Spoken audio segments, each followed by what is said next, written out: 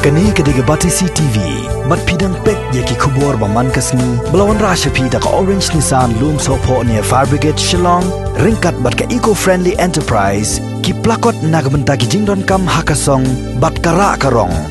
Lasi mega rai ka bangin pleno, yaki ni lightly ki tourist spot. Apo ka state Meghalaya yungi tang nagbenta ki tourist ki badai napo ka state Meghalaya.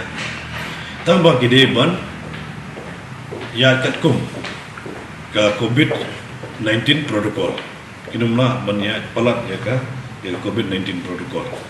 Kide ban follow amud kide ban board drinking ya ka protocol ke bala permit penbiang ke bala notify da ka government.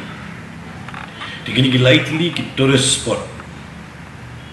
Ki bangila sya manpe na du shitarik u September.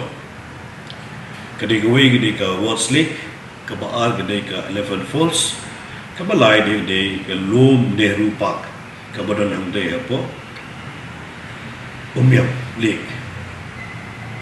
Tilaong balade ban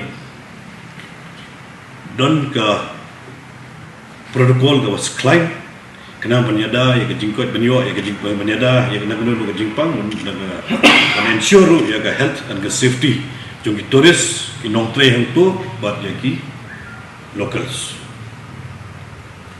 tikani kedi gerai ke barshim gerai mentakasi hang review meeting jong ka state government ke bolongman si hapo ke jengalam jong u honorable chief minister bijumi adin baka sarkar Meghalaya MDA government apo jengalam jong honorable chief minister beripai do ega tourism kediga tourism committee kilai syong perkat naga benta ba adun kam no squeeze benai lab no ki tourist ko state Meghalaya ki jongi bagila banlek naga la chekni ki de ki tourist spot ki ba on the sharp and pleno na do shit September.